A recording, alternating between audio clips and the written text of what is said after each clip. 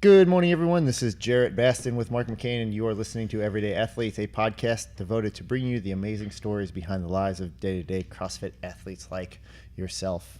And in today's case, it's CrossFit athletes like ourselves. We're going to switch things up, flip the script, if you will, and Mr. Zoda is going to be kind of the host. He's going to, this was a request from, was it just you? Was there other people that wanted to do this? It was just you. It was just me, and actually no one else liked the idea, but...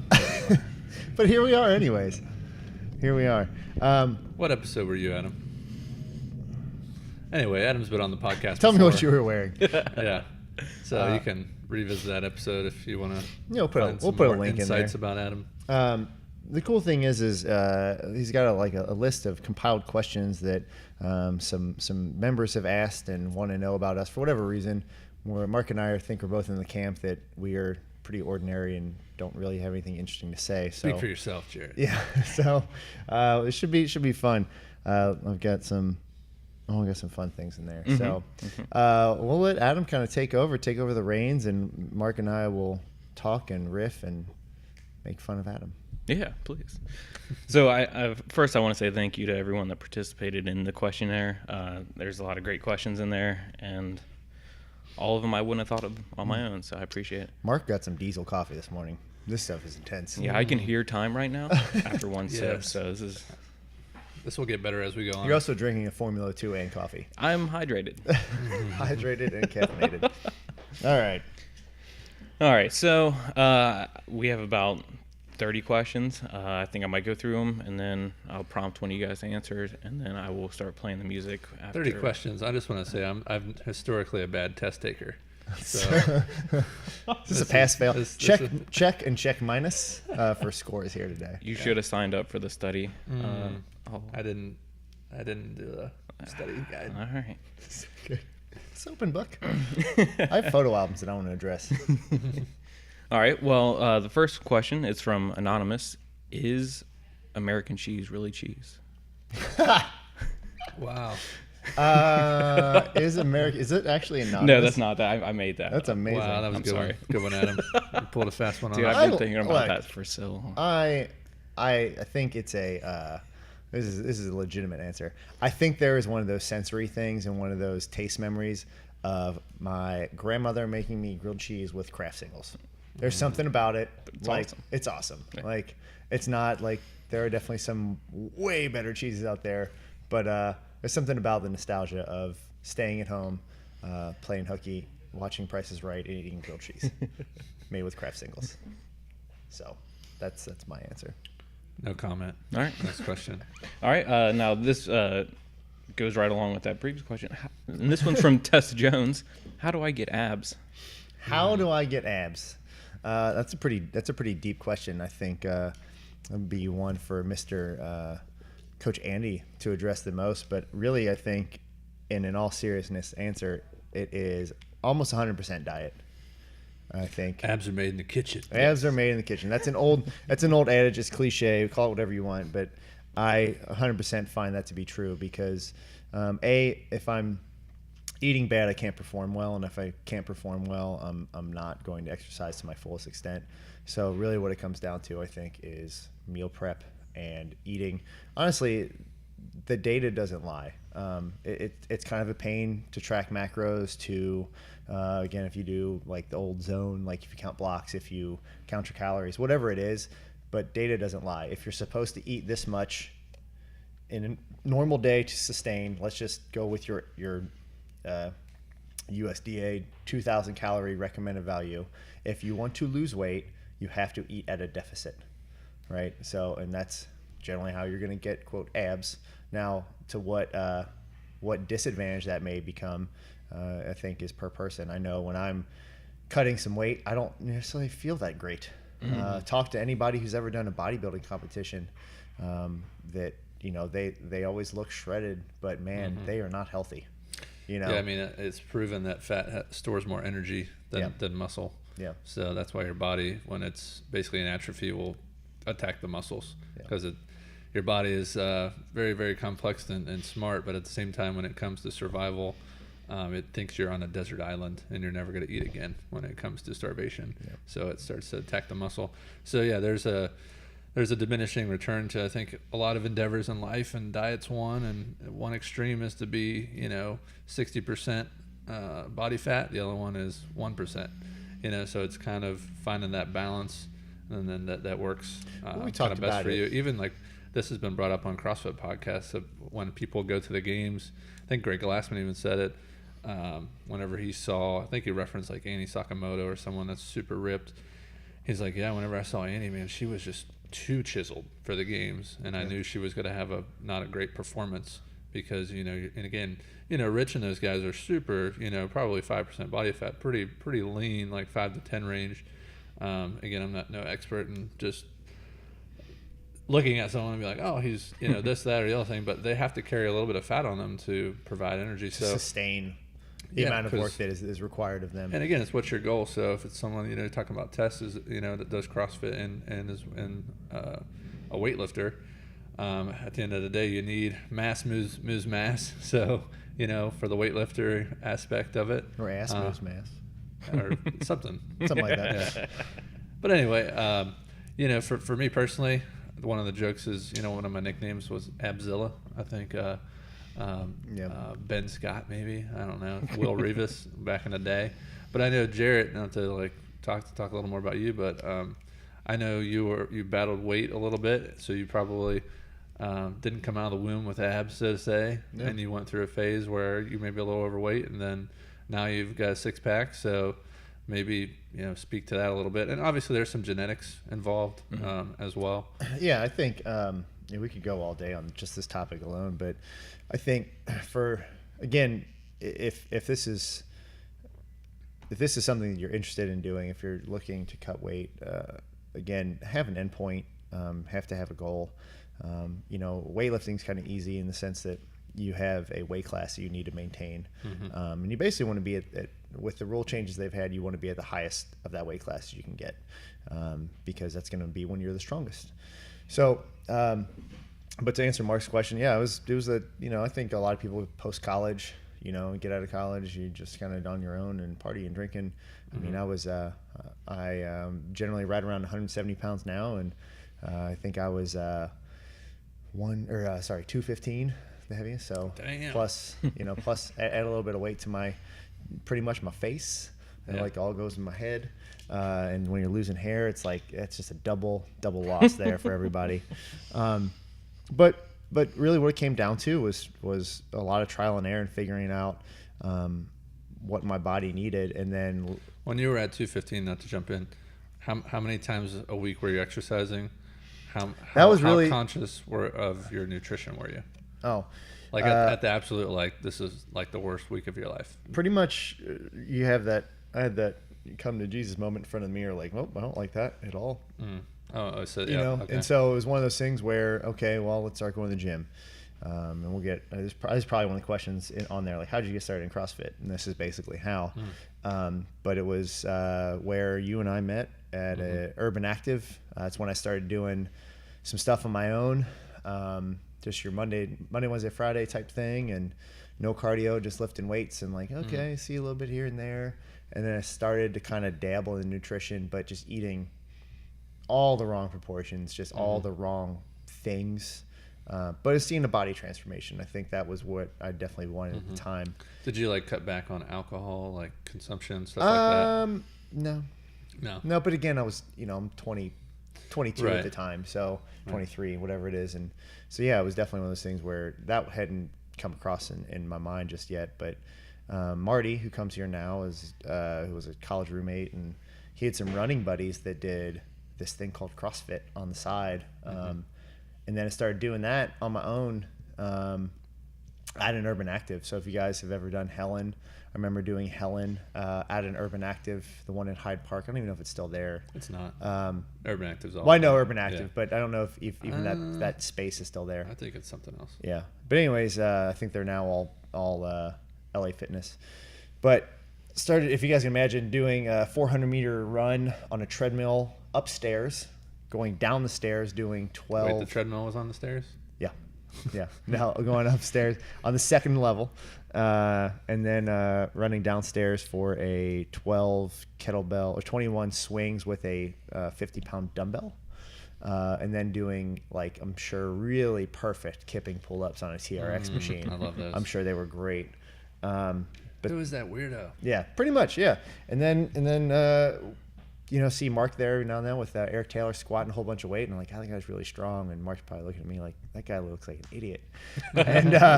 And then lo and behold, I meet Mark at a Saturday class at Fight Gone Bad. Oh God, Fight Gone Bad. Speaking that of was rough. Speaking of Will Rivas, you remember? Yeah, he did it twice. He did it back to back. If you guys have ever done Fight Gone Bad, it was a Greg Glassman invented the workout for an MMA fighter named BJ Penn.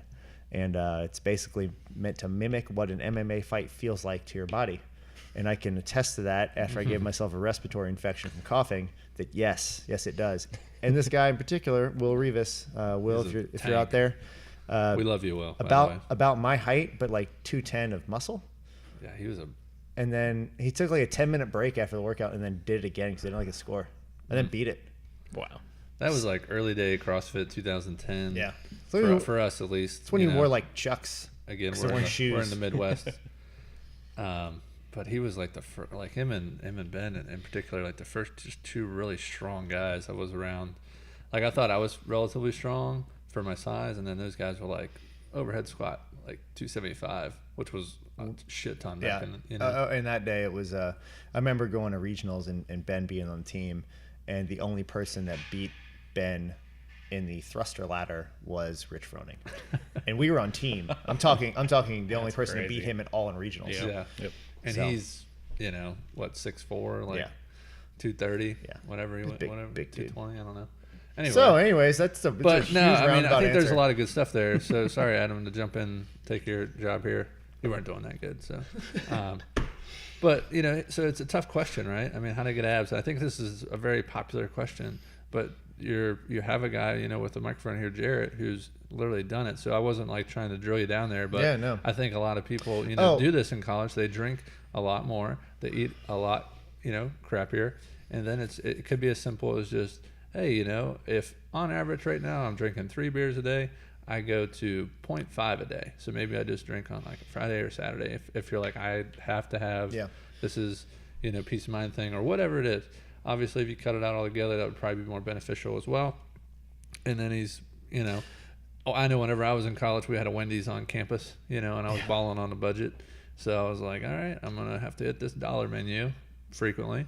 So, but anyway, so long story short, to clean up the alcohol usually for a lot of people and processed food. Yeah. And to finish that out though, so there's a point where you think of heaviest 215, and then really I found. When did you start seeing your abdominals? So here's the thing: is I was working out on my own and doing a lot of this on my own, and I got down to the point of essentially under eating down to like a 155 range. Whoa! So you're talking 60 pounds. Yeah. So like I lost a lot of weight, very, very, very, very skinny, and then thinking like, wow, I've gone too far, but having the mindset, like being cognizant, like something's not right. I feel like I'm going to faint. I'm not feeling well. And then starting basically to incorporate more food, more fat. And then finding CrossFit. And then really, I think it was actually my level 1, was like, well, I'm not the biggest and I'm not the strongest. I need an advantage over these guys who are bigger and stronger than me. And that was basically like they talked a lot about zone at the level 1. I think they still do. And that's really when I started doing a lot of the paleo zone. And since then, I've essentially done a modified version that I think fits me really well. I do a lot of meats and vegetables still. It's pretty much the majority of my diet with my fat. My cooking fat is my fat for the day. And then, I will have my essentially splurge meal. And then I eat like things like oatmeal. Things won't be considered quote paleo, but again, I think I'm filling a calorie deficit there because I can't eat broccoli all day. I'll drive myself insane. So it was a lot. We're talking 2008. So when I first started the fitness. So 10 years ago at this point, about to turn the new year. But so it's taken that long to figure it out. So for those people who are legitimately asking themselves that question, it's okay not to know, but ask people who've done it. Ask questions, because the knowledge base is massively bigger than it used to be. There used to be 1 or 2 books. Now there's hundreds of, if not thousands of books out there that have a wealth of information, and people who've gone through it, not even just myself. Coach Andy's a wonderful, wonderful wealth of information too. And pretty much all of us are going to have something that we're going to know that you haven't heard of yet. And then it's just seek out professionals as well. Obviously people like Andy and ourselves, we know a little more than the average bear, but on a deeper kind of level of getting your food allergies tested. So you might be consuming something daily that you're allergic to that's inflaming your body, which is not good. Or you can even get your muscle fibers saw that the other day. Like type 1, type 2, your body reacts to things differently. So if you're like, my one goal is to get abs, then you got to probably do some investment in yourself. Yeah. Take Jarrett. I mean, like that moment, I love that he knows that moment when he's like, when I looked in the mirror that one time and I was like, oh boy, or whatever that is, for maybe someone out there that's listening that wants to achieve certain goals, aesthetically, then you have to kind of audit yourself and your day-to-day stuff. And it's like, well, I know I do good Monday through Friday, and then Saturday and Sunday, like the wheels fall off. It's like, all right, well, maybe just start with, all right, I find, I'm confident in the fact that I can maintain Monday, Friday. Why the heck do the wheels fall off every Saturday, Sunday? Is it just because every weekend I have a party to go to, or whatever it may be?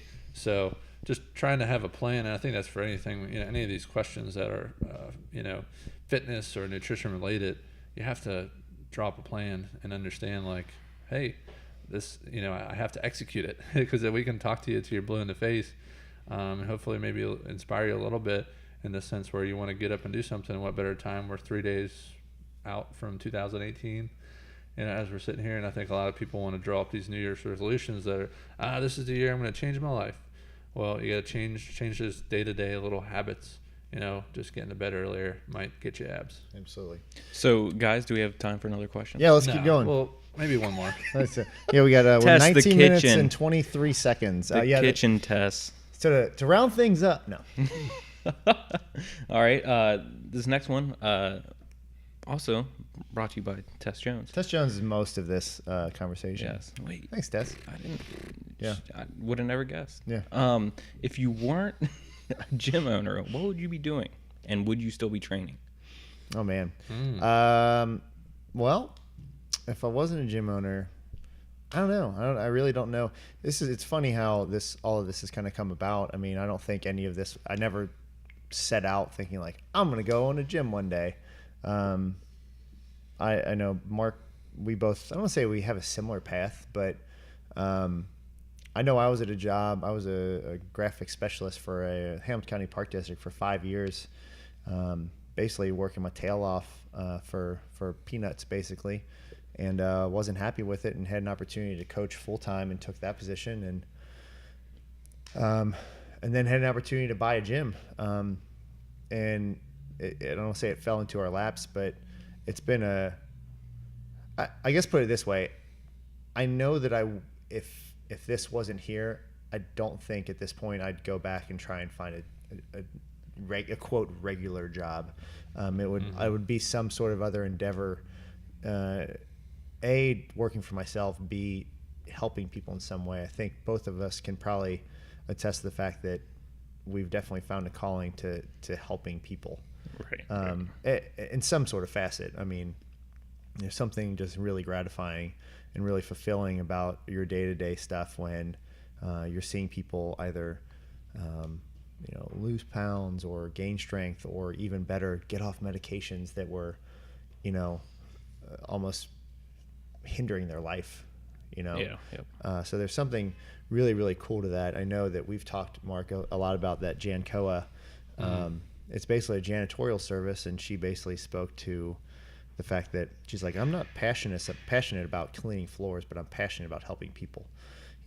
They take all of their employees and help them finance cars and get homes and stuff that you wouldn't think of like a janitor supply company doing. And that's kind of, I think, where we're trying to head is how do we help people outside of this like like I love your Diane time, but I don't really care about your Diane time. I'm in love with the fact that you got off of a heart medicine.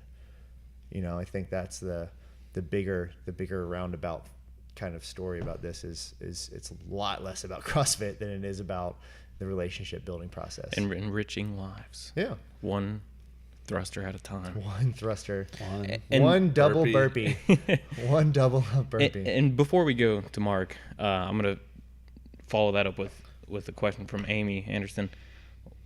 10 years ago, what would you have thought you were doing? Man, wow. I honestly thought it'd be. I went to school for graphic design. Well, it wasn't graphic design. I went to school for visual communications, which was graphic design, but did video, print, photography, and web design, and all this stuff. And I just thought, like, I think a lot of people when they go to college are like, well, I'm just going to go do this because that's what I went to college for. Yeah. And there's a whole other topic there about going to school and finding a different path. But I think it was just going to be that. Like I went to New York for a little while and worked for a food photographer. I loved doing photography. I thought that was going to be it. And, you know, but now I get to do that still. Right. You know, and it's not on a fine art scale or a huge media scale, but, you know, I get to do that still. I do all the t-shirts. I do our photography, and I really enjoy it. I'm really blessed that I get to do that and this all at once. So you thought you'd be wearing a cardigan with a mustache behind a MacBook? I was my dream job. I can see that. My dream job was Sears Portraits. Nice. Wow. Yeah, Chin up, and to the left. Yeah. Look at the birdie. Shut the hell up. Maybe a glamour shot gig. Get out of control.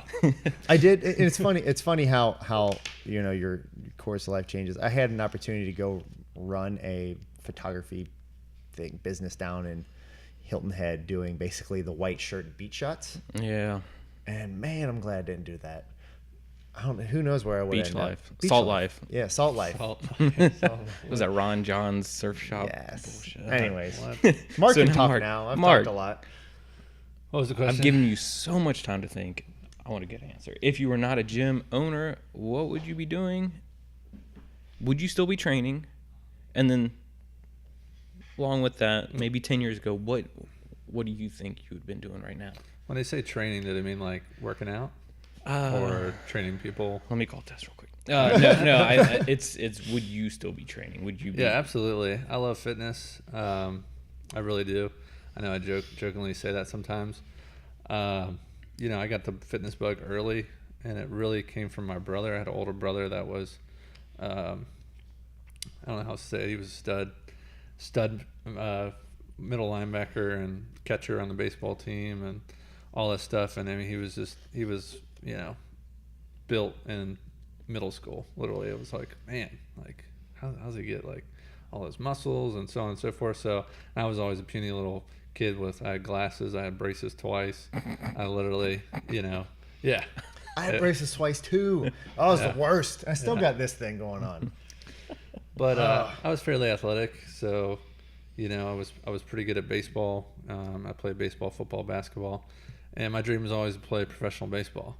So I was excelled pretty fast, pretty early, and ended up getting a scholarship to a local college, and went there for a year, and ended up maybe, I don't know, falling in, I don't know, with the wrong crowd or whatever you want to say. It's a lot of people from my high school went there, and it was just kind of high school all over again. Mm-hmm. And I wasn't really applying myself academically, and the baseball program really wasn't what I thought it would be. I didn't really feel like I was getting a lot better through their coaching and through just the people around me.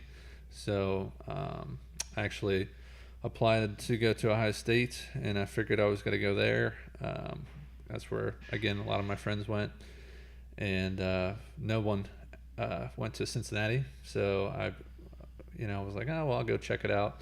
Really liked the campus. Didn't know anything about the city of Cincinnati. Mm-hmm. Not a single thing. I was like, oh, they're the Bearcats. Like, oh, that's cool. What's a Bearcat? So anyway, does not look like the mascot, by the way. Made the move to Cincinnati. Planned on walking on the baseball team. and basically just got invited to try out for the team and was notified there was no scholarships available. So that was the end of the baseball career. And it was a tough kind of pill to swallow. So that's kind of where that dream or whatever you want to say kind of stopped. And then I was like, all right, well, I was undeclared major. I'm like, what do people that look like me do or whatever? So I'm like, oh, business. Definitely like, not model. Yeah, definitely not. Clearly. That was a good one, Adam. I'm sorry. You're good. So I ended up studying economics and graduating and not really finding a job, but through that journey of kind of getting lumped in with some people at the rec, worked out with a bunch of meatheads, talking guys that could deadlift like 600 pounds, bench 400, squat close to 5. I was the little guy in the group, so I loved being around those guys to help push me. So anyway, guy comes up to me one day in the rec and is like, because I like to do pull-ups and different things and dips a lot and stuff like that. And he's like, oh, you ever think about being a trainer? And I was like, no. He's like, well, we're doing a class or whatever. You get credit for it as an elective. And at the end, you take a test, you pass it, you're a certified trainer, and the university hires you. So I was like, oh, that sounds pretty cool. So I did that and passed it all and started working as a personal trainer. So whenever I graduated, I was waiting tables and stuff like that. And the manager of the restaurant I was working at is like, hey, my friend's opened up a personal training studio here in Montgomery. Are you a personal trainer or whatever? So it's like, yeah, let's, do that. So it was actually a pretty well, paying job for with the market. Again, we're talking 2008 when everything crashed. And then I worked there for about a year. And then I got hired on at Fidelity, worked there for a little bit, and then bounced around with some different sales jobs. So ultimately, I really wanted to be a stockbroker. Yeah, I thought I took a class in college. It was stock market and investing. So, the plan was always until there. And then when I got to Fidelity, it's like, I don't think this is really for me. I need my pin reset. Yeah, it was, yeah. Can I retire? I got $4,000 in my No. But, it just wasn't what you thought it was to be. And so what I've gathered from that, and I think, probably a lot of people can speak to this, is just sometimes you don't know what you want to do. Sometimes you don't know what you don't want to do until you actually do it. Yeah. So, and I, found that out There's the nothing hard way. wrong with that, by the way. Yeah. And I found out the hard way. So it was just like, okay, well, so, long story short, I wanted to be, a stockbroker, sports agent, was up there as well. Mm-hmm. And then you find out it's like a 0.001% chance of actually that happening. But I wanted to do something, in finance. So I started looking around as I'm doing these sales jobs, and actually got at the same time, find CrossFit and, the whole thing with that. I was still training on the side, and had an opportunity, basically kind of a fork in the road, to where I was getting a job offer from a company called Western Southern downtown. And I was going to go there, it was going to be a cushy, kind of job, start out making this much, benefits, all that stuff. Or at the CrossFit gym that we were at in Covington was like, you can be a full-time trainer making about half as much, no benefits, and you're going to work 12 hours a day. Yeah. And, do all that. And obviously, I chose that path, and I'm very, very happy that I did. It's been the most rewarding, most difficult thing. It's taught me so much more about myself than I could ever imagine. So when I moved to Cincinnati, that was a big wake-up call for me. I didn't realize how big of an introvert I was, because I've always surrounded myself with people that already knew me. So I never had to be like, hey, I'm Mark. Mm-hmm. It sounds maybe silly, but it was just like, so that exposed it. And then CrossFit is kind of layered on top of that, like things like gratitude, just being able to have a job that I like and be able to do things like we're doing right now without the worry of a manager or boss walking in and being like, what are you guys doing? Mm-hmm. Get back to work. It's like, all right, I don't have to, that's like just one little stress that I don't have to necessarily deal with. There's all the stresses of the job for sure, but we like to keep it pretty chill around here for the most part. But obviously approach every day as professionals, you know, and that's been really cool to create this business with Jarrett that is Triumph Strength and Conditioning, and harbor so many great people, and get to meet so many different people in walks of life, and learn from them and listen to them, and, you know, sometimes cry with them or laugh with them or whatever it is, just to be able to be there. But yeah, to wrap this up, 10 years ago, you know, it probably was that stockbroker. I guess it didn't answer the first part. What would I be doing? You know, my dad runs a little painting business, and I still think I would be some type of entrepreneurial tendencies. I think Jarrett can probably attest to that. Like, I've got 20 business ideas every day, and one of the things I'm really trying to get better at is filtering all the bad ones out, or even just the good ones, and only focusing on the great ideas. You know, Steve Jobs says it. You know, Apple turned down, they were more proud of all the good ideas they turned down than the great ideas they executed on. So, as you can imagine, that company's got some of the most brightest people in the world working there. So for me, I think I would still be doing something entrepreneurial, trying to be my own boss. Yeah, I would love to help people, whether that's through my work or just through a charitable foundation, if I was blessed enough to be able to do that. But, you know, I think it's in my fabric, in our fabric here, what we really try to come across is like, we genuinely care. So whatever walk of life that I would be pursuing, I would want that to come across, that it's not, whether I'm, you know, doing your landscaping, I want you to know that, like, this can be more than just a transactional, I'm going to mow your lawn and see you later. Like, I want to, you know, provide a service that is top notch. Yeah. Put some passion and enthusiasm I think that's, behind your work. And all jokes aside, I mean, I think that's hopefully what everyone's pursuing, something they're passionate about. Yes. You know, and if they're not, I hope that they have a passion project they can work on the side, whether it's woodworking in your garage or working on a car. I don't know, whatever it is.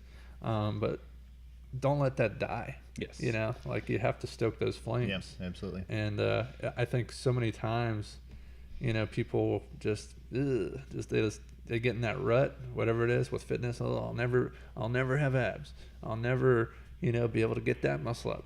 And it's just that negative self-talk that, like, is toxic, man. And it's just, it's so important that, yeah, hey, well, you know, in that moment, I wanted to move back home whenever they're like, oh, you can't be on the baseball team. Like, I wanted to move back home and go back to that college and play baseball. And I'm like, oh, just kidding, guys, I'm coming back. You know, but guess what? It made me a better person. Yes. What else you got, Zoda? Okay. Skip around. You can go to online, whatever works. What is your favorite pizza place? Ooh. Favorite pizza place? I'll accept top two. I have one, but it's not open anymore. Then don't bring it up. No, I'm going to. There's a guy named, I don't know if it's his actual name or whatever it is, but it's everything in Bowling Green is owned by this guy named Miles. So there's a Miles Dairy Queen, there's like a Miles Laundromat, there's a Miles Pizza, and they're like big, like their whole thing is like over the top for whatever reason. Like their laundromat is like their dryer you can literally stand in. Like there's one, it's like $8 to like run it, like, but in case you need to want to do everything you ever own all at once. The Dairy Queen, if you get a blizzard, they like a small is 2 cups, and they take the small cups and fill them both up and stack them on top of each other. Gosh. So like that's their big claim to fame. So their pizza is the same thing. So it's not like Chicago style. So it's not deep dish, but you have to eat with a fork and knife. Like you can't pick up a piece of pizza. Yeah. Like, and that was just one, speaking of balling on a budget, where it was just like, just biggest bang for your buck, like good pizza. That's got to be near the top. I'm not a huge like deep dish fan though. So like anything with a thin, I love Dewey's. Me too. Dewey's is pretty solid. That is one of my top 2. Are we talking about like places or toppings and just in no, just places. Okay, all right. Those are my 2 then. All right. I have to go with Goodfellas. I think it's pretty solld in Covington. Growing up, it was Pizza Hut. I'll be honest. Yeah, you know, I think that's it some was solid just, pizza. Man, yeah, it was one of the things I just look forward to. Like, oh, we're going to Pizza Hut. Oh yeah. Chuck E. Cheese has got some solid pizza too. No one ever No one ever brings them up. They're good though. Yeah. They're solid. But you have to bring a child with you. I don't think they let you go in there by yourself. Jared's just They going serve there beer. for the They serve pizza. beer though, right? So you can just go there. Sir, you have to sit facing the Just wall. drop kicking kids off the games. Like, this is mine. The thing I love about Goodfellas is, like, everyone's like, I'm gluten intolerant, and I get it. There are people that are actually gluten intolerant, but I feel like it's such a buzzword. And all their bags, in extra bold print, it just says extra gluten. I'm gluten intolerant. I'll take 2 slices. Donato's is pretty solid too. Thin crust. But Yeah. Anyway. Yeah, they do. They don't get enough I'm recognition for a that. fan of the thin crust as well. Same. Yeah. That's one of those you don't feel I've as kind of bad got when you eat away a whole from pizza. Pizza Hut. You don't feel as bad when you don't eat the whole pizza if it's thin crust. Yeah. It's like a bag of chips. Yeah, that's just. All right, this one is from Vicky and Dax Blake. Ooh, same question. Same. It was kind of different, but same. Close enough. Yeah. Okay. What is your favorite non-fiction book? Non-fiction book. 7 Principles, Stephen Covey. All right, thank you. 7 Habits of Highly Successful People. Was The Hatchet non-fiction? Gary Paulson? Man, No, that was fiction. that's a really good book, though. That brought me back to middle school, dude. Yeah, The Hatchet. I don't know. I really liked the Mark gave me a book a while back, and I read it on a plane. It was just one of those I didn't plan on reading the whole thing, but I literally read it the whole time I was on the plane. It was The Obstacle's the Way, Ryan Holiday. That's good. That was a really good one. Cool. But, Check these out. Thank you. they're a little Stephen. more self-development ones. I didn't read it, actually listened to it, but that Malcolm Gladwell Blink is really good too. Another kind of little self-help, a little just kind of the whole premise being is if you trusted your gut decision more, would life actually be easier? And generally speaking, it is. But I mean, one of the most legendary books of all time. It's really good. How to Win Friends and Influence People. I think it's Dale Carnegie, maybe. Yeah. Good to Great is amazing. I like World War II stuff too. So anything I'm historical big like that. That's cool. Self-development guy. Yeah. I don't read a lot of fiction, to be completely honest with you. So if you asked fiction, I would. That might be my next question. Ooh, okay. I'm sticking with The Hatchet. Okay. I'm gonna go Hatchet across the board. Yeah. Hatchet for anything going. Favorite cookbook? The Hatchet. Jared, do you have a favorite fiction book? I just told you. Oh yeah, The Hatchet. Oh, yeah. I thought that was a joke. Sorry. No, seriously, no. It's one of my favorites. If you guys haven't read it, I guess you guys don't like having fun. it is pretty much the best book ever written. Last fiction I think I read was I don't know if I could say this, but it was all the Hunger Games, the books. Yeah. Those are pretty solid. Those are just coming to mind. Yeah, I don't do a lot of fiction, and I know that says a lot about me, but just deal with it, She's people. so serious. Yeah. Why so serious?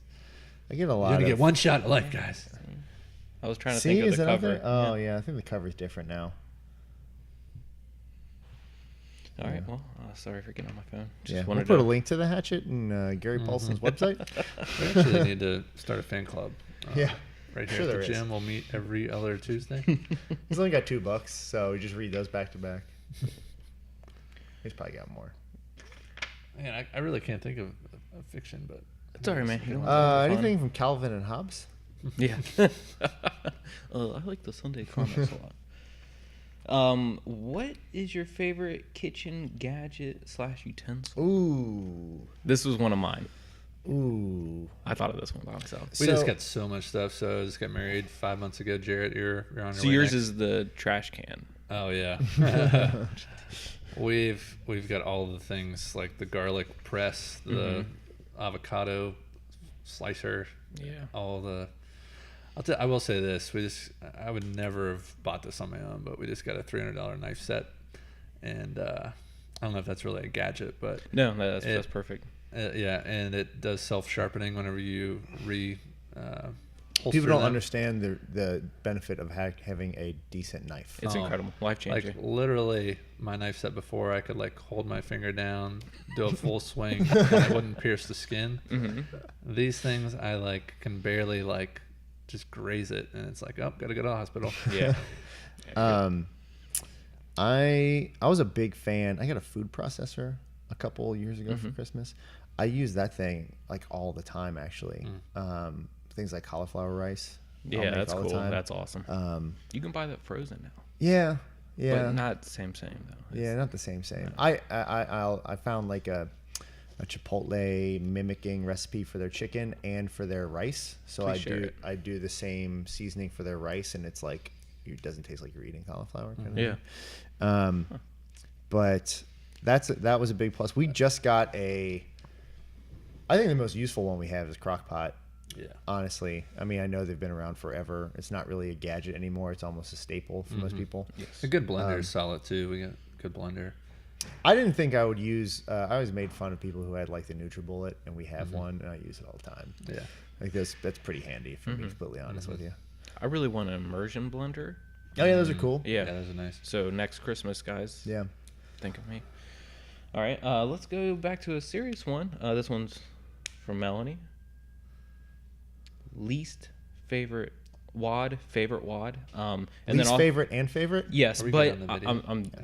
I'm tired of ending on a good note. So let's start with the good, your favorite, and then end with the worst. And then if you want to be specific, like what Tess Jones would prefer, girl workout, or you can do one too. All right. I don't know. Whatever. You guys want. Favorite girl WOD and maybe favorite workout. And I think it's also been noted as the perfect CrossFit workout, which is Amanda, 975 muscle ups and snatches at 130, full snatch at 135. That might be my least favorite. Yeah, so you can tell our training styles, right? Yes. It's two very high technical movements, and it's very fast. It's very much Fran Lungish, and I just like what I really like about CrossFit, and what I really like about in particular Olympic weightlifting is the gracefulness that you have to have. And I think you're seeing it more and more. And I think I might be jumping ahead to another question. I may have glanced over there, but like, I think as CrossFit progresses, everyone's strong. Everyone can do these basic gymnastic movement at the highest level. And really where it comes down to is the people who do it with ease. It's not that they have the best lungs, but they control their body the best. And I think that's what I really like about that workout is you have to have poise, but you also have to be able to move swiftly. Yeah. And there's two just very high skill dynamic movements, and you have to be able to do them very gracefully in order to get through that workout quickly. And then I don't know if you have a favorite. CrossFit Total. Yeah. That's my favorite.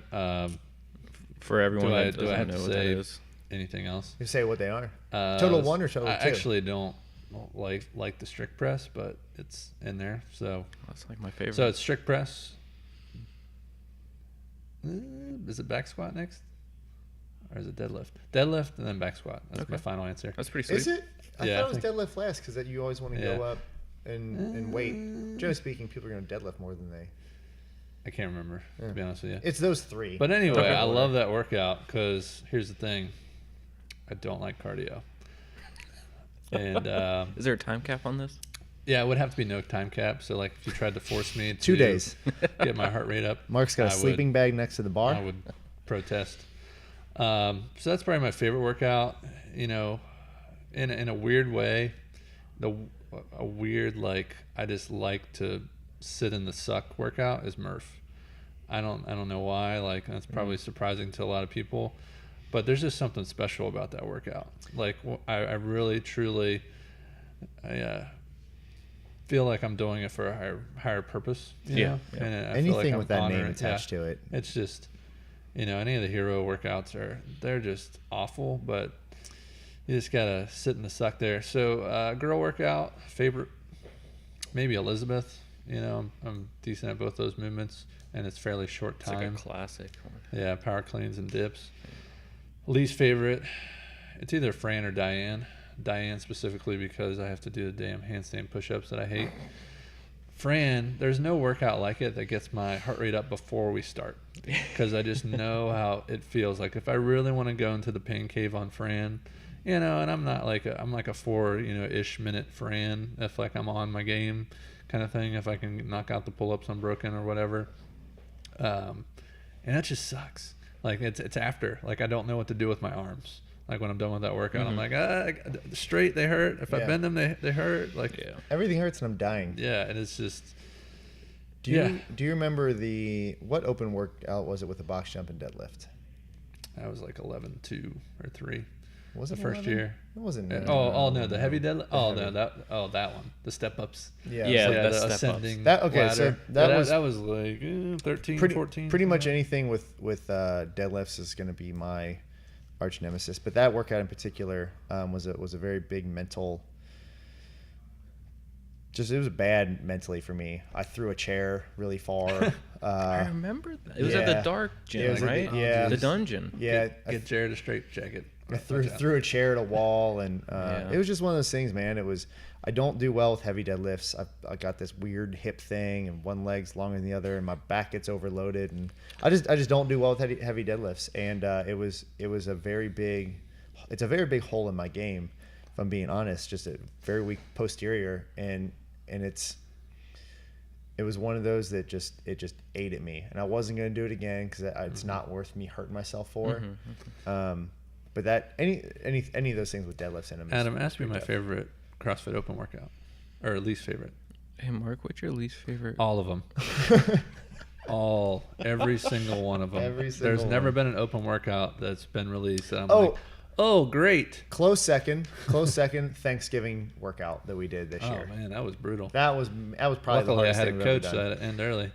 Yeah. Oh, I did that with Chris. That was probably one of the hardest things we've ever done. That was worse than doing the 200 muscle ups the year before. Yeah, maybe just ask for donations. You don't have to do anything. I think there are people still giving to you. To work out. Yeah. They're silly. It's literally it's like people are walking in like you're gonna die. It's gonna be awesome. All right, what do you got? Yeah, I mean, I don't think anyone needed that much peanut butter, so I don't.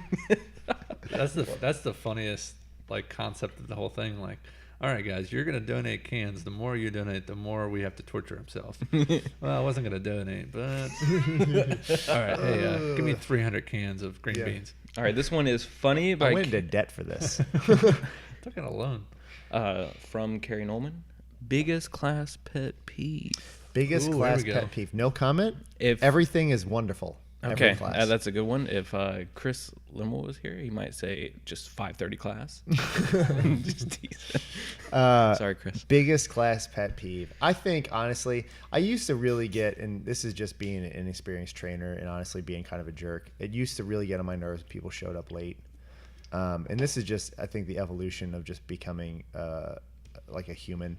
But it was like one of those things where it's like, how dare you show up because you've never been late before at 5:01 for a 5 o'clock class, and it'd be like, and again we can talk about this forever, but it was like, people would show up and be like, burpee board, you got 3 burpees for every minute you're late. Remember that? And we'd literally have people quit the gym because it's like, well, I'm not gonna do those burpees.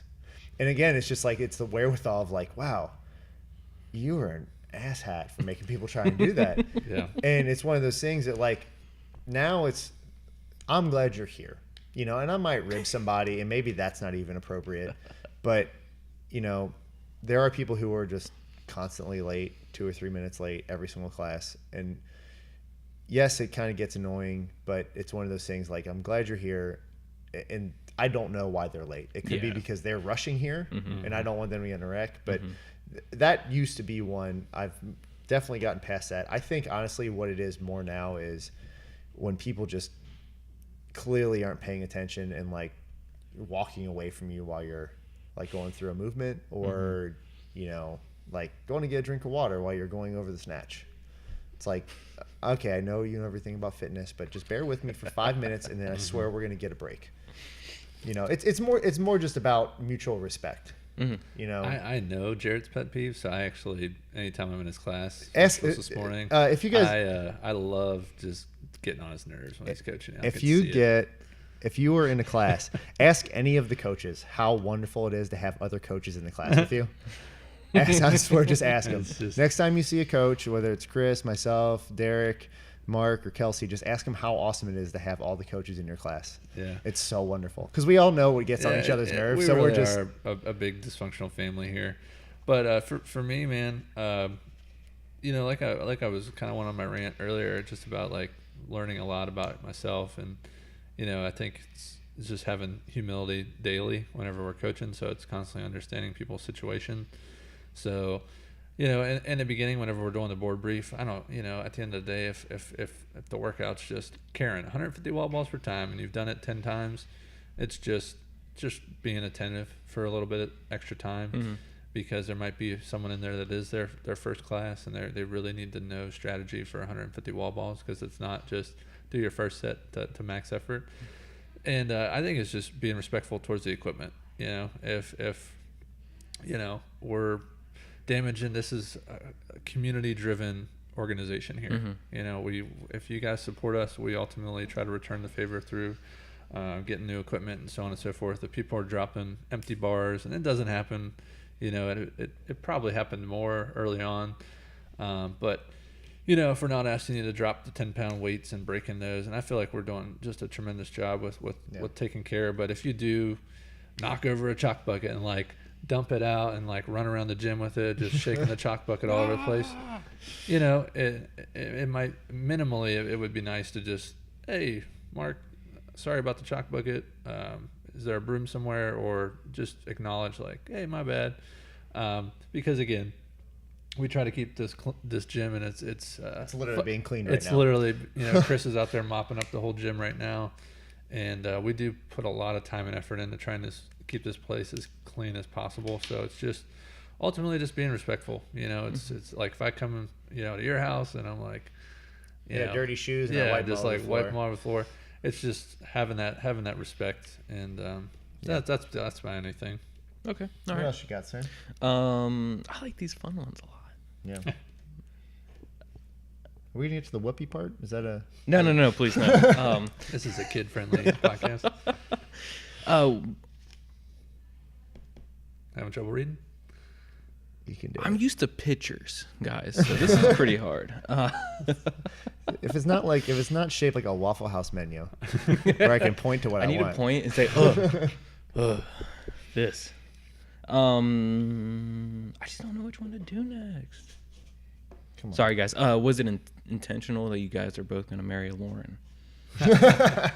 It's kind of funny whenever we talk about our significant others, we're like, well, my Lauren. Yeah, we have to say my Lauren. Funny thing is best man in my wedding, his wife is Lauren as well. That's crazy. Yeah, so it's like Lauren is. So no, not intentional whatsoever. But it makes it easy because we just say Lauren and just nod at each other. Huh. When we're speaking highly of them at all times. Yes. Of course. Mine doesn't listen, so. She listens, in general, but not to the podcast. When I brought up this, she said, "Oh, that's a really good idea." Oh, yeah. You guys should do a podcast. Yeah. Yeah. What's your favorite cheat meal? It's probably pizza. Like initially, I'll say pizza. I'm a sucker for just some good fried bread and cheese and pepperoni. Oh yeah, It's pretty solid. Yeah, Mark will come in just like I know when he's like down on weight, and he'll just come in like I had a pizza last night. The whole thing. Yeah, I mean the thing for me, personally, the struggle was real with maintaining weight, and I know that's like breaking a lot of people's hearts out there. But it's just, in all honesty, like I have to consume 35 to 4,000 calories a day on average to maintain weight, generally speaking. And so some days if I'm a little low, it's really hard to you do can't get that. a bunch of calories off the salad. Yeah, it's really hard to do that when you're talking about like I had a sweet potato, broccoli, and chicken. Mm-hmm. When that's 400 calories. Yeah. Mine will definitely vary. There's if you go back real far in the old Instagram feed, we used to have like a scheduled cheat day. Smitty's. Yeah, Smitty's was one down in Ludlow, and there was one in particular where we started at Chicago Euro and I got a double meat gyro. Used to work there. Yeah, Mark used to work there, and went down from there down to the Graders on Vine Street, and concocted my own little invention, which is a salted caramel malt with double malt and peanut butter. And then went across the street to Holman's and got a dozen donuts. You win, sir. You win. I got a text from, I forget who it was, but he's like, I'm falling asleep at the wheel. I almost didn't make it home. I lived in Ludlow, so it was only a 4-minute drive. So I almost had to like pull over and sleep on the way home. Take a little nap. That was probably That's one why of the you better. keep a blanket in your car. But generally speaking, I'm a big fan of Skyline. That's pretty much a go-to for me. I know there's some people, you love it or you hate it, but that's a go-to for me. It's always a favorite to kind of get some of that in my belly. It is pretty tasty. Now this is probably one of my favorite questions on here. Ooh. And it's from Tess. How does an athlete make sure that they are more coachable? Ooh. Oh man! All right, we're at 57 minutes right now. We You got guys another wanna hour take of a- this. All right. No, we can keep going. I can wrangle that one up a little bit. So how does an athlete ensure they're more coachable? Listen. Active listening. It's that. It starts with checking the ego at the door. I think, one thing I do the majority of our onboarding, here, as far as like initial consultation and so on and so forth. And I would probably say I used to beat around the bush a little bit just with like getting to know people. But now I really want to get to know them on a level of just like how humble like they are for our program.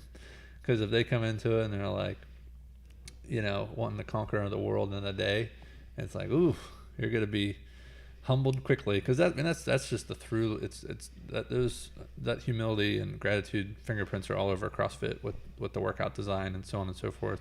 Just look at a week of programming on main site. It's like, CrossFit Games athletes are scaling workouts or whatever it is. Yeah. Maybe not that extent, but regional or whatever elite. People in your gym are probably going to have to scale workouts. So it's just having humility, being grateful for the opportunity. Like it could just be little things like, wow, I actually have full range of motion in my joints and I can actually snatch. Who gives a crap if it looks, perfect every day or so on and so forth. But yeah, I don't think there's a silver bullet or a magic pill or anything like that. But I think it's just listen and be a student, hey, all right, I'm going to watch YouTube videos for 15 minutes a day, or I'm going to actually get a book. We had a guy just start here from Wisconsin, super smart guy, and he referenced Starting Strength book by Mark McCain, and it is a phenomenal book. It's super basic in the sense where you just got to go over, setup and how to bench and how to power clean, how to back squat, how to deadlift, a couple of variations there. But I was just super impressed that he actually was a student, and like he's an engineer. Like it's like doesn't have a exercise science background or anything like that. But he's like, oh, and the book is if you haven't seen it before, it's a textbook. Yeah. So it's well, he's an engineer. Probably he's like, this is right up my alley. Right. So, but he was referencing principles of that book, and I'm and again, and as someone that's been in fitness for a while now. I still pick up that book from time to time and like, oh, what does he have to say about this, setup position for the back squat? Oh yeah, this is it.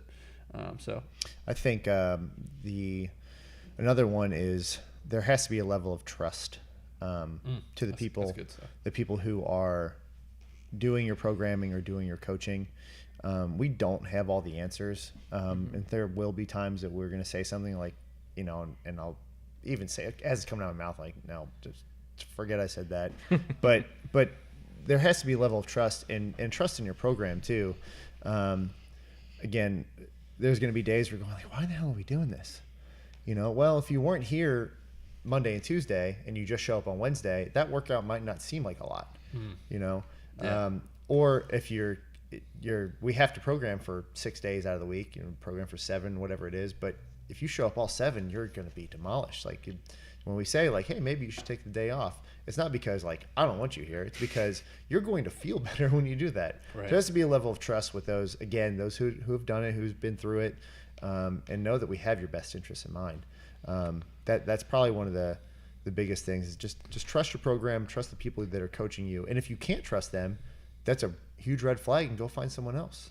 Yeah, I think one of the things we say constantly is learn from our mistakes. And again, like Jarrett said, we don't know everything, but we've all, been through the ringer with trying to learn the snatch and the clean. And, we did some squat snatches yesterday, and there were several people that I had in class. I'm like, look, you need to just take all the weight off the bar and just do the empty barbell. And it's not Mark. It's not Mark saying you suck at this. You're doing it wrong. It's just that, hey, we've been there. Right. And I wish someone would have told me that, because whenever I first started snatching with tight shoulders and I had a lot of strength, I could muscle snatch 155, and it was the ugliest thing you've ever seen. It looked like I was about to break my back. But guess what? Got that PR though. Yeah. So it's just one of those things where you're ingraining these bad habits, and it's like if you apply that like abstractly to something else in your life, like, all right, if I'm sitting like hunched over at my desk all day, and I'm going to tell you, like, look, until you understand proper posture and so on and so forth, you're always going to resort to this position. Like, people are going to be like, oh, yeah. It's any desk job, too. He's making sense. But whenever you got a barbell and there's 10 other people in class, and all of a sudden you're the only one with an empty barbell, get back to the coachable thing, like, you have to have the humility to be like, I'm okay with just using a PVC pipe today. I'm okay with just using an empty barbell and working on this, because...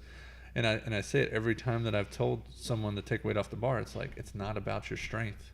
Like, this is about the cognition of the grace of the movement. Yep. Yeah, and it's just over and over again. We're trying to build these patterns into your body, and until then, we just need to continue to work with an empty barbell, because right now you're just ingraining bad movement patterns. As well, imagine going to a job and you're at said job for a month and say, well, I'm going to be vice president now.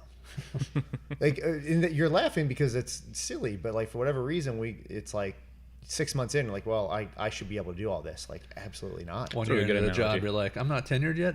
Yeah. What's going on? I've been here for 2 months. Come on. All right, let's. We got time for one more, because we're over an hour. Okay. Which month in 2018 will I finally become member of the month? Is that from Adam Zoda? Yeah. No. Adam, I'm gonna talk to you about that offline. Yeah. We actually have your membership pink slip. Bring tissues. Okay. Melanie reminded me to ask this question. How do you define fitness? Ooh. Damn, son, got him. No comment. I kind of wanted to do this whole interview. I don't know if you're familiar with Bill Belichick, his relationship with the media. They'll ask him like any question, and he's like, "We're on to next week." I'm just here so I don't get fined. They just ask him like this real detailed question about James Harrison, and just got picked up from the Steelers to the Patriots. And they're like, yeah, what do you think? I mean, like, having a guy of that caliber that played for that organization, do you think he could give you like the tips and tricks? And he's like, we played the Jets this week. I don't know how this is relevant. Am I missing something? It's like whole Family Guy when they try to get him to smile. Yeah. And so we're on to the next podcast. No, so fitness. I love the question and the reminding of the question. It's we've heard some really good answers on here, and not to play the clip from my podcast. Yeah, boom. It's something honestly I haven't really like in depth thought about. Like, how would I answer that? So just kind of off the cuff, if you will. It's you need to be able to have an active approach to life. So fitness, for me, it's two elements. There's mental fitness and there's physical fitness. And inevitably, I think they can tie into each other. So it's having the mental toughness, the fitness to be able to deal with the day-to-day life stresses without being just broken down. And then the physical fitness to be able to go out and experience life, to actually get off the couch or wherever, whatever, fill in the blank, get off the whatever. And I want to be able to get out of the chair, get off the toilet, go get the mail, walk to the store, play with my kids, go skiing, go hiking, ride a bike, do things that are physically, that ultimately you need to have the basic human functions to do minimally. Maximally, tap into your full potential. Why stop there? Why not run up the street, run a little bit further, pick up something a little heavier. If you're an able-bodied individual, right? So I think first and foremost, hit the minimum requirements of I need to have functionality to do specific things that are required of me in life without someone else's help, and then maximally try to reach your full potential. Love it. I'm going to piggyback off of kind of what Mark, just whatever Mark said, that was my answer. The hatchet? I actually, there's some life lessons in that book. I think it comes down to a simple term, which is just growth. Whether that is, again, I think physical growth is the easiest one. When you look at just the very finite things in CrossFit, are you can you do more pull-ups than you did last week? That's obviously you're growing in fitness. But I think, again, we've brought it up here a couple times on the podcast, which is basically just like, again, Mark already said it, but dealing with stresses of everyday life. I think CrossFit that's one huge thing it's been able to do for me, which is, okay, I have a task at hand. Instead of freaking out about that task, how do I break this down into manageable pieces and basically problem solve? Mm-hmm. And then from there, I think it's a lot to do with, am I growing mentally by reading books? I mean, I think you can be mentally fit as well. And I think it really just comes down to being able to push yourself physically, mentally, and emotionally as well. We talk about playing the long game a lot here, and I'm definitely in the long game of fitness because, again, you can get to that peak, but your peak could also be when you're 70, and being physically and mentally ready to do so. Well, yeah, real quick to jump in. I think inevitably in life, you're going to face obstacles, right? You just mentioned the book, Obstacle is the Way. All right. And it's being able to have the mental capacity basically with what you're saying to overcome those. So boom, I get in a car wreck, God forbid, boom, I get in a car wreck. So he almost said God willing. Yeah, God willing. Yeah. Adam, I don't know how to say this, but your brakes are cut. But anyway, so you're inevitably going to, whatever it is, it might be a traumatic, instance in your life. Like you have to build such a high inventory up in your body, in your mind, in your emotional bank, whatever you want to say, to be able to, whenever something like that happens, it doesn't absolutely destroy you. And for me, whenever I moved to Cincinnati, it almost destroyed me because I didn't even comprehend oh man, this is what it's like to not have a good support system around you and have to basically start from zero, and that's when you really kind of find out, what you're made of. And that's why I love, our community here.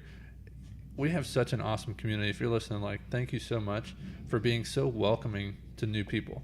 We've had recently, I want to say probably 5 out of our last 6 members that have joined have been from different states. And they're I'm that's the number one thing you can do whenever you move somewhere new is get connected with the CrossFit community. Yeah. And it's anywhere where you're at, look a place up, and again, if you don't get a good vibe, then that's one thing, but 9 times out of 10, I would say you have welcoming communities within the 4 walls of a CrossFit gym. And that's one thing that makes our affiliates so awesome. So anyway. Yeah. Well, hey, thanks a lot, Zoda. Thanks, yeah, Adam. there's so many there's questions. There's a lot more questions. We could probably do another one of these. All right, see you guys tomorrow at 11. Yep. I'm off work. So. Yeah. Did you get charged for that Formula 2 yet? I thought this was pro bono. This is brought to you by Formula 02. Okay.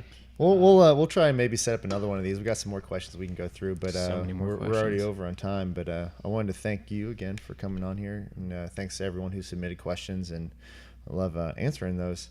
And thank you all for listening to Everyday Athlete. Join us next week as we dive deep into the lives of those who make us great. Thanks, us. Until next time, little buddies. See ya.